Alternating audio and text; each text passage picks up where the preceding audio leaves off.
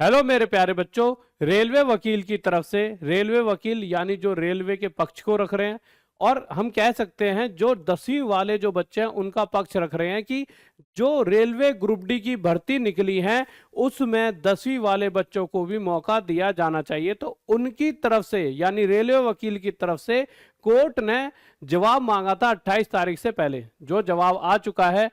और उस जवाब के बारे में हमारे ये गौरव जयराम जी जो वकील है, जो अब ये वकील हैं जो आईटीआई वालों के पक्ष की तरफ से कोर्ट में लड़ रहे हैं। ये वीडियो मैं पूरी आपको दिखाऊंगा, ये पूरी वीडियो है, इसके अंदर इन्होंने सारी डिटेल बताई है, सारी चीजों के बारे में बहुत अच्छे तरीके से इन्होंने बताया है कि जो सबमिशन हुआ है, जो रेलवे वकील की तरफ से जो सबमिशन हुआ है और कहां और किसके पक्ष में ये पूरा मुद्दा जा रहा है, उसके बारे में सारी चीजें यहां पर बताई। और वो मैं भी आपको ढंग से बताऊंगा कि किसको दुख होने वाला है और किसको खुशी होने वाली है, और कि क्या गम किसी एक के हिस्से में जाएगा या दोनों के बराबर जाएगा या खुशियां जाएंगी, वो सारी चीजों पर बात करेंगे। पर उससे पहले एक अहम बात और, हर एक बच्चे के दिमाग, अभी मैंने पिछली वीडियो देखी अपनी, उसमें बच्चों के कमेंट ये थे कि गुरुजी हमें ये मुद्दा ही नहीं समझ आ रहा है, ये मुद्दा क्या है। क्यों? क्योंकि ये वीडियोस जो पिछली बनाई है वो 1-2 लाख बच्चों तक पहुंची हैं, जिससे वो मुद्दे को समझ पाए। पर फॉर्म जो है 1 करोड़ से ज्यादा बच्चों के भरे गए हैं, और उन 1 करोड़ में से 1-2 लाख बच्चों के अलावा किसी को पता ही नहीं है ये मुद्दा क्या है। तो एक बार मैं मुद्दे को समझा देता हूं, फिर इस वीडियो के जरिए आप समझ पाओगे चीजें क्या चल रही हैं और क्या क्या होने वाला है, कि क्या मुद्दा 10वीं वालों के हिस्से में जाने वाला है या आईटीआई वालों के जाने वाला है। जो भी होगा वो सारी चीजें आप अंत तक समझ पाओगे। साथ ही साथ 1 रुपए में गुरुकुल में कैसे जुड़ पाएंगे, बच्चों का कमेंट आ रहा है, वो समझ नहीं पा रहे कि सर हर कोई चाह रहा है कि यार 1 रुपए में अगर कोई सुविधा मिल रही है, ऐसी सुविधा जिससे आप अपने मम्मी पापा का नाम रोशन कर सकते हो, तो इससे अच्छा क्या हो सकता है। तो वो कह रहे सर कैसे जुड़े, तो इसे अंत में बताऊंगा। अभी पहले मैं इन चीजों पर बात करता हूं। जैसा कि आप सभी को पता है, कोर्ट की तरफ से एक नोटिस या फिर कोर्ट ने एक फैसला सुनाया, रेलवे वालों से कहा कि ऐसा है, आप अपने सारे के सारे चीजों के बारे में बताइए। अब ये हुआ क्यों, देखिए हुआ क्या था। आईटीआई वाले बच्चों ने एक केस कर दिया। अब वो केस क्यों करा मेरे प्यारे बच्चों, तो मेरे प्यारे बच्चों पहले इस विवाद के बारे में जान लेते हैं। विवाद कब, कैसे और कहां से स्टार्ट हुआ। तो मेरे प्यारे बच्चों ये विवाद 2019 से स्टार्ट हो चुका है। 2018-19 में जब भर्ती आई थी रेलवे ग्रुप डी की, तो एक साथ ही इन्होंने कह दिया कि 10वीं वाले, देखिए पहले क्या होता था, सारी ग्रुप डी की भर्ती 10वीं बेस निकलती थी कि 10वीं वाला बच्चा जिसने 10वीं का रखा है वो रेलवे ग्रुप डी का फॉर्म भर सकता है। पर इन्होंने एक साथ ही 2018-19 में कह दिया कि सिर्फ आईटीआई वाले बच्चे 2018-19 में सिर्फ आईटीआई वाले बच्चे ही रेलवे ग्रुप डी का फॉर्म डाल सकते हैं। तो वहां पर एक प्रोटेस्ट हुआ और कहा गया कि यार एक दिन पहले आपने बता दिया, अब एक दिन में हम आईटीआई कहां से करें। तो इन्होंने एक नोटिस जारी करा, और इस नोटिस को एक नहीं पूरे 4 साल से कहां पे लगा के रखा गया, रेलवे की वेबसाइट पे लगा रखा है। कि क्या लगा रखा है कि हम एक बार आपको छूट दे रहे हैं, कोई दिक्कत नहीं है, 2018-19 वाली जो भर्ती है इसमें आप 10वीं वाले बच्चे मौका ले सकते हो। परंतु परंतु आगे जितनी भी भर्ती आएंगी रेलवे की तरफ से, यानी ग्रुप डी की जो भी भर्ती आएगी, उसमें सिर्फ और सिर्फ आईटीआई ही लागू होगी। और इसे 4-5 साल लगातार रेलवे की वेबसाइट पर रोजाना दिखाया गया, जिससे लाखों बच्चों ने आईटीआई के फॉर्म डाल दिया। आईटीआई मतलब जो आईटीआई कर ली भाई, जिसको नहीं भी चाहता था आईटीआई करना, उसने भी आईटीआई करी, अपना पैसा खराब किया, अपना समय खराब किया। अब आ जाते हैं मेरे प्यारे बच्चों हम आगे। तो ये इस तरह से मुद्दा चला। अब मुद्दा चलता है तो होता क्या है मेरे प्यारे बच्चों, एक नोटिस आता है और उस नोटिस में साफ साफ कह दिया जाता है कि जो रेलवे भर्ती है, अब अभी तक देखिए यही था नोटिस में कि आईटीआई मांगेंगे मांगेंगे, पर एक नोटिस आता है, उस नोटिस में कह दिया जाता है कि रेलवे भर्ती में सिर्फ और सिर्फ 10th ही रहेगी, सिर्फ और सिर्फ 10th ही रहेगी। यहीं से सारी चीजें गड़बड़ा जाती हैं।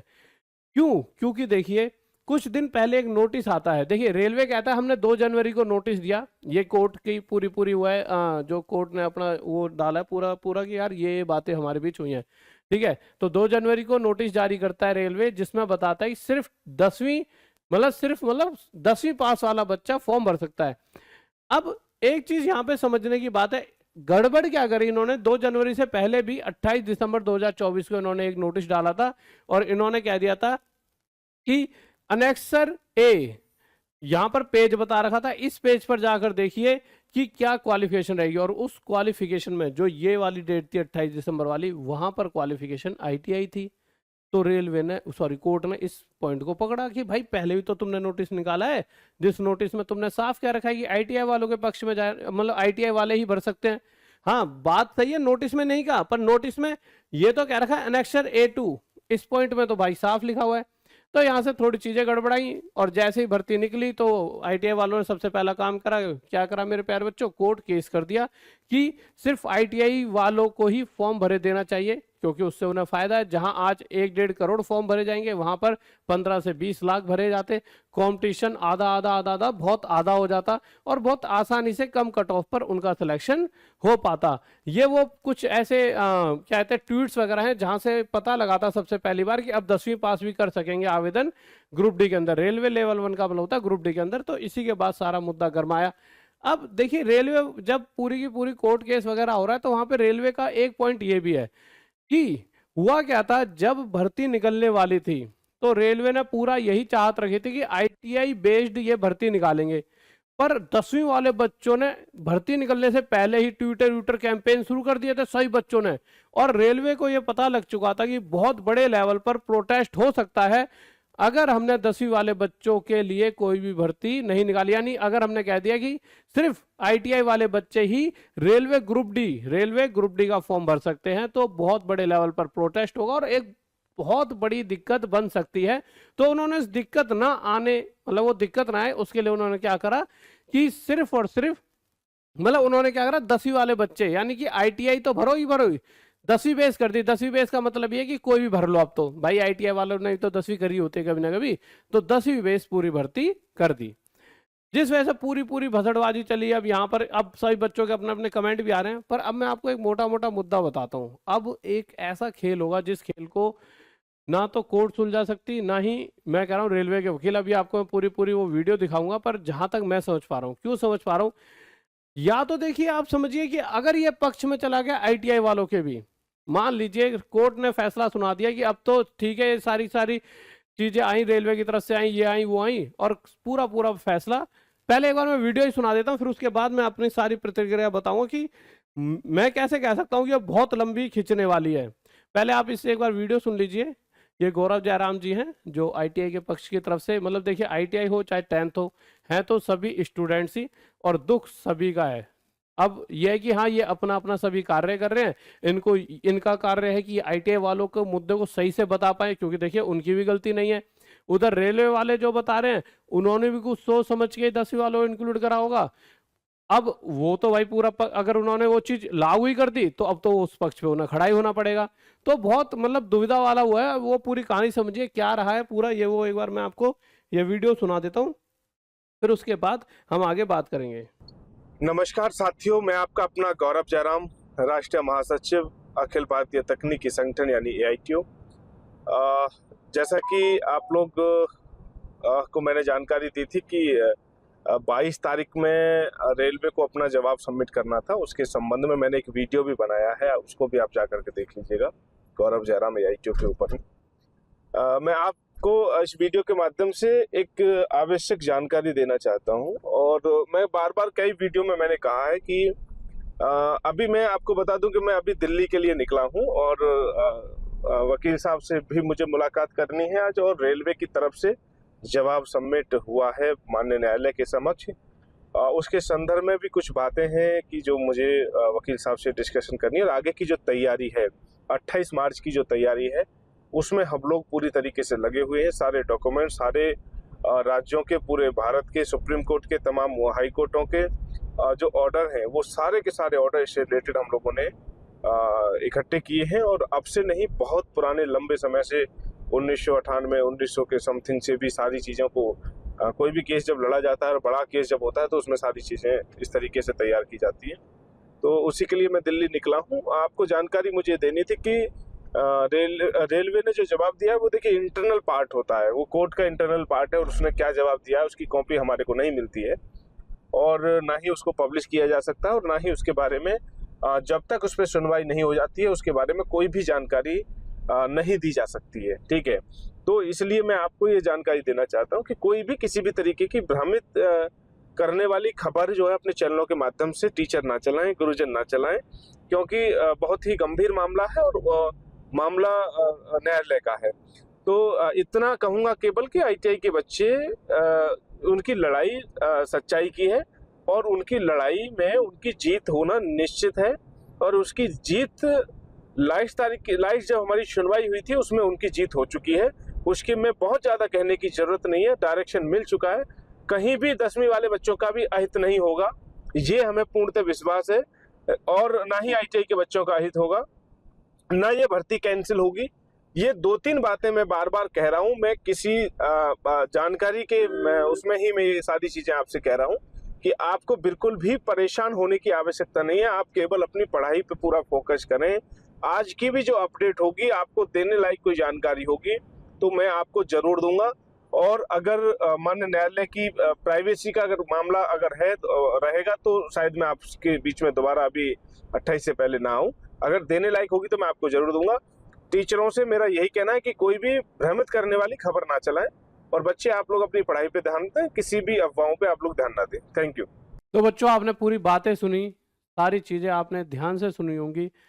अब मैं कुछ बच्चों के कमेंट भी इस बात पर दिखा देता हूँ। बच्चा क्या कह रहा है इस वीडियो के बाद, इस कमेंट्स कुछ ऐसे हैं।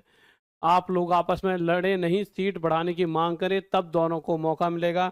इसमें किसका दोष नहीं है, अगर देखा जाए तो दोनों के लिए ही लागू तो सही है। इसका एक ही ऑप्शन है, पढ़ो को और ऊपर कर देते हैं, है पदों को और ऐड करना। पदों की बात कर रहा है भाई, पदों को और ऐड करना, क्योंकि आईटीआई वाले भी बहुत पहले से ही इसकी तैयारी किए हैं।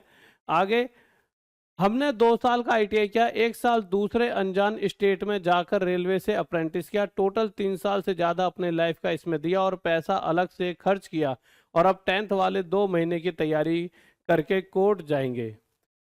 2019 में बोल दिया था आईटीआई लागू रहेगा उसके बाद इन 6 सालों में। अब यहाँ पे ये बात जो आई है, और अब 10th वाले 2 महीने की तैयारी करके कोर्ट जाएंगे। अब इसका मुद्दा क्या है, और ये पूरे कमेंट्स फिर से पढ़ाऊं, बट पहले मैं कुछ अपनी बात रख दूं यहाँ पर।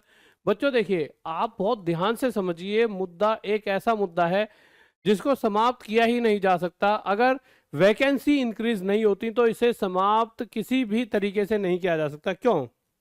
आप इस चीज को ऐसे समझिए, आईटीआई वालों ने क्यों केस करा? क्योंकि आईटीआई वालों को लगा उनके साथ गलत हुआ। बिल्कुल बात सही है, गलत हुआ है, इसमें कोई भी दो राय नहीं है। एक बच्चे ने, जैसा कि अभी अभी ये कमेंट आपने देखा, एक बच्चा कह रहा है मैंने साफ साफ 2 साल आईटीआई करा, 1 साल दूसरा अनजान स्टेट में जाके रेलवे का अप्रेंटिस करा। तो उसकी बात बिल्कुल सही है मेरे प्यारे बच्चों। यहाँ से इस बात को कहा जा सकता है कि हाँ, ये बात बिल्कुल सही है कि उनके साथ गलत हुआ है। उन्होंने पैसा भी खर्च करा है, 3-4 साल भी खर्च करे हैं, उन्हें कोई जरूरत नहीं थी आईटीआई करने की। अगर 10वीं बेस पर ही एग्जाम निकालना था तो यहाँ पे रेलवे ने एक बहुत बड़ी चूक कर दिया। इन्हें ये 5 साल पहले ही समझ लेना चाहिए था, क्योंकि देखिए रेलवे के बड़े बड़े पदों पर जो लोग बैठे हैं, कोई छोटे मोटे लोग नहीं बैठे, ऐसे लोग बैठे हैं, उन्हें भाई बड़े, इतने बड़े पदों पर उन्हें ही बिठाया जा सकता है जो बहुत दूर की सोचते हैं। तो उन्हें इतने दूर की तो सोच ही लेनी चाहिए थी।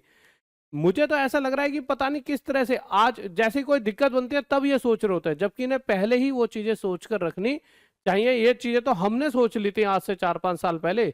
आप उस लेवल और उस पद पे बैठे हो तो आपको तो पहले ही सोच के रखना चाहिए था। तो वहां पर आईटीआई वालों के साथ बहुत गलत हुआ। परंतु परंतु परंतु अब दूसरा मुद्दा आता है मेरे भाई 10th वाले बच्चों का। अगर गलती से भी 10th वालों को हटा दिया जाता है, गलती से ही भर्ती पे रोक लगती है, तो अभी तक तो 15-20 लाख आईटीआई वाले बच्चे थे जो भर्ती, मतलब उन्होंने कोर्ट केस किया था, पर अब जब इन्हें हटा दिया जाएगा तो ये सही बच्चे जिन्होंने फीस दे दी है, यानी कहीं ना कहीं इन्होंने फॉर्म भर दिया है, किसी कोचिंग में एडमिशन ले लिया है, जाके वहां पे 2-3 महीने के रेंट दे दिया है और रह रहा है, वो भी 25-30 हजार खर्च कर चुका है, तो इसकी गारंटी मानिए कोर्ट केस ये बच्चे भी करेंगे। और ये कहीं ना कहीं मुद्दा बनाएंगे कि आज तक सभी रेलवे की ग्रुप डी की भर्ती जो है वो 10वीं बेस हुई थी, तो अब क्यों नहीं? क्या पहले वाले लोग जो 10वीं वाले बच्चे थे, यानी 10th बेस पहले जब भर्ती निकलती थी, तो क्या वो बच्चे जॉब नहीं कर पा रहे? भाई वो भी जॉब कर रहे हैं, और बच्चे सभी ये कमेंट भी कर रहे हैं जिनकी जॉब लग चुकी है कि रेलवे ग्रुप डी की जॉब करने के लिए कोई जरूरत नहीं है कि आईटीआई का कोई यूज है। कोई यूज वहां पे आपको देखने को नहीं मिलेगा, एक आधी पोस्ट पर देखने को मिलता है। तो इस तरह जब ये बहुत बड़ी संख्या में कोर्ट केस फिर किया जाएगा तो फिर ये किसके पक्ष में सुनाएंगे? फिर अगर ये घूम फिर के यहीं आ जाते हैं कि हाँ चलो 10th और आईटीआई कर लेते हैं तो आ जाए ही फिर। तो इसका सॉल्यूशन सिर्फ एक है, वो है वैकेंसी इंक्रीज। इसका सॉल्यूशन सिर्फ एक है, वैकेंसी इंक्रीज। क्योंकि नहीं तो ये कहानी हर बार यूं गोल गोल घूमती जाएगी। आज कहानी कहां पे, आईटीआई 10th पास कि 10th पास वाले भर सकते हैं, लड़ाई हुई सिर्फ आईटीआई वाले भर सकते हैं। फिर लड़ाई हुई 10th वालों ने करी, तो फिर मेरे भाई 10th पास वाले भर, 10th वाले मतलब 10th और आईटीआई कोई भी भरो, और कहानी ऐसे ही एकदम एक सर्कल में घूमती रहेगी जिसका कोई भी डिसीजन नहीं निकल पाएगा। इस सभी चीजों से बचने के लिए मैं तो एक ही सुझाव दे सकता हूं। अब रेलवे में भाई बहुत टैलेंटेड लोग बैठे हैं, बट हाँ कहीं ना कहीं थोड़ी बुद्धि हम भी रखते हैं, इतने सालों से बच्चों को पढ़ा रहे हैं। तो मैं तो एक ही सुझाव दूंगा, वैकेंसी इंक्रीज करो, उसमें से कुछ वैकेंसी सीधा सीधा आईटीआई वालों को दे दो, क्योंकि उनका वो हक बनता है। 4-5 साल उन्होंने अपने जीवन का दिया है इस एक सोच के साथ। वो बहुत बड़ा धोखा होता है, आप किसी लड़की को, किसी लड़के को 5-6 साल अपने साथ दिल से लगा के रखो और वो आपको धोखा दे दे एंड मौके पर, तो बहुत दुख होता है। वही वाला केस है कि ये वो केस बन गया है, 5 साल इससे मोहब्बत करी और 5 साल के बाद पता चला ये जो बंदी है या बंदा है तो मेरा है ही नहीं, ये तो किसी 10वीं वाले का है। नहीं, क्या फायदा उस आईटीआई का। तो ये बहुत बड़ा एक ऐसा खेल हो गया जो दिक्कत देगा आगे जाके। तो इसमें एक सॉल्यूशन ये नजर आता है। और यहाँ पर देखो बच्चे भी यही चाह रहे हैं, अगर 10th वाले एग्जाम नहीं देंगे, आईटीआई वाले भी नहीं देने पाएंगे, दूसरी भर्ती कराई जाए। मतलब कि यहाँ तो सीधा सीधा कहते हैं दे भी नहीं पाएंगे भाई साहब, तो घर से ही मत निकलना। ऐसे रेलवे को ये बात पहले ही स्पष्ट कर देनी चाहिए थी कि क्या होगा इसमें, एक का फायदा तो एक का नुकसान होगा। हमारे हिसाब से पदों की संख्या बढ़ा देनी चाहिए। अगर सहमत हो तो लाइक करें। अगर आईटीआई लागू होगा तब डिप्लोमा को भी मौका मिलना चाहिए। 10वीं वाले चुप होकर अभी तैयारी कर रहे हैं, अगर कुछ भी 10वीं वाले के खिलाफ हुआ तो हम चुप नहीं बैठेंगे, फिर रेल मंत्री या मोदी मंत्री। आगे कह रहे हैं, इस तरह से बहुत सारे बच्चों के अपने अपने कमेंट है। देखिए बच्चा तो यार स्टूडेंट तो स्टूडेंट है, चाहे आईटीआई वाला हो चाहे 10th वाला हो, हर किसी को जॉब चाहिए, अपने मम्मी पापा का नाम रोशन करना है। तो एक ही सॉल्यूशन है, वैकेंसी इंक्रीज। अब दूसरा सॉल्यूशन कि तैयारी कहाँ से करें, और हर रोज यही बातें बच्चे दिमाग में आती थी। और मुझसे बहुत सालों से बच्चा ये कह रहा था कि सर ऐसा स्टार्ट करें कि घर पे जब रहते हैं तो घर पे बहुत सारे ऐसे काम होते हैं जिस वजह से हम पढ़ाई तरीके से नहीं कर पाते और अच्छे तरीके से हम तैयारी नहीं कर पाते, और हम चाहते हैं मम्मी पापा का नाम रोशन करना, पर घर पे क्या है कि 3-3 4-4 साल खराब हो जाते हैं, ना तो जॉब ही लग पाती, ना ही घर वालों को सही से टाइम दे पाते हैं। और इसी पीड़ा में, इस दुख के साथ कुड़ कुड़ के हम जीते हैं और आगे पूरा जीवन भी ऐसा ही बीत जाता है। तो इससे बढ़िया है आप यहाँ पर आइए। मैंने आपकी इस राय पर बहुत ज़्यादा सोचा और एक ऐसी चीज़ हमने एक स्टार्ट करी जहाँ पर हमारी पूरी टीम आपको पढ़ाएगी और आपका सिर्फ काम होगा वहां रह के पढ़ना, कोई आपको खर्च नहीं देना, कुछ भी, वहां रहने का कोई खर्च नहीं है। हम जबकि वहां पे उस पूरे जो चीज बनाई है उसका हमने एक अच्छी वैल्यू खर्च करी है, उसका एक अपना रेंट भी होता है, एक बहुत बड़ा खर्चा होता है। एक बहुत बड़ी आप 2-3 कमरों की बिल्डिंग लोगे तो ही खर्चा होता है, तो आप समझ सकते हो, पर वो खर्चा हम अपने आप से देंगे। टीचर के पढ़ाने का, चाहे वो मैं हूँ चाहे कोई भी है, हम सबका खर्चा भी हम अपने पास से ही दे लेंगे। शुरुआत के 100-200 बच्चों के लिए, उसके बाद चीजें धीरे धीरे, देखो एक सिस्टम तो बनाना ही पड़ेगा जिससे आगे वाले बच्चों को थोड़ी थोड़ी पेमेंट धीरे धीरे करके बढ़ाई जाएगी। तो अभी आप जो पहले 100-200 बच्चे हैं उनके लिए फायदा है कि आप टॉप तक ऐप में, टॉप तक ऐप प्ले स्टोर पर जाकर इंस्टॉल कर लेना। उसके बाद जहाँ पे एक लॉगिन और रजिस्टर का वो आएगा ऑप्शन, रजिस्टर कर देना। रजिस्टर के बाद नंबर और सेंड ओटीपी करके आप ऐप में चले आना। उसके बाद 200 रुपये रजिस्ट्रेशन। अब आपको सर ये 200 रुपये किस बात के, बच्चों सिर्फ खाने के पार्ट पर एक खर्च हम ले रहे हैं। खाने का खर्च क्यों ले रहे हैं मेरे प्यारे बच्चों, क्योंकि आप समझ सकते हो कि खाने का अगर खर्च नहीं लेंगे तो ऐसे शादी ब्याह में होता है ना, 4 रोटी ले ली, 1 खाई 3 फेंक दी, ऐसे वाला काम होगा।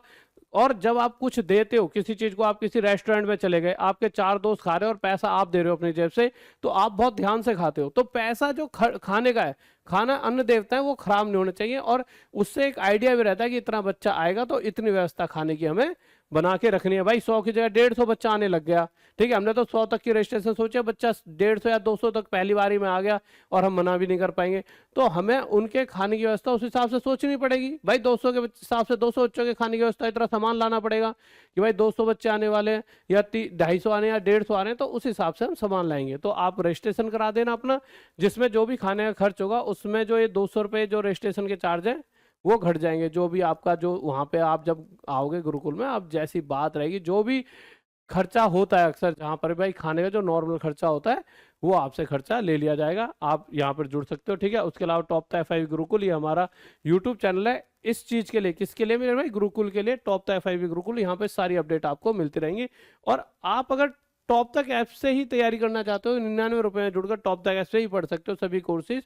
और साथ ही साथ मेरे प्यारे बच्चों, हमारे गुरु कॉलेज में भी एडमिशन ले सकते हो। ये कॉलेज में ये सभी कोर्सेज कराए जा रहे हैं।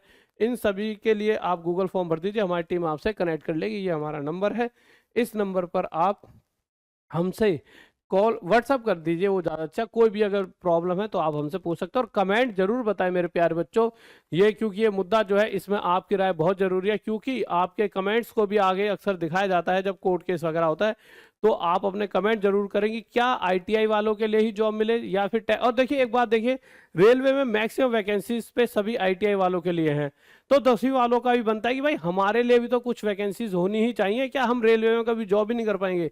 तो वो उनका भी एक मुद्दा है। आईटीआई वालों का भी मुद्दा है, भाई 4-5 साल से बेवकूफ बना है कहीं ना कहीं, एक ऐसी ऐसी चीज से दिल लगाया जो चीज एक दिन में उनसे छीन ली गई, तो वो भी गलत है। तो आप बताइए क्या होना चाहिए। जय हिंद, जय भारत, रवि सभी को।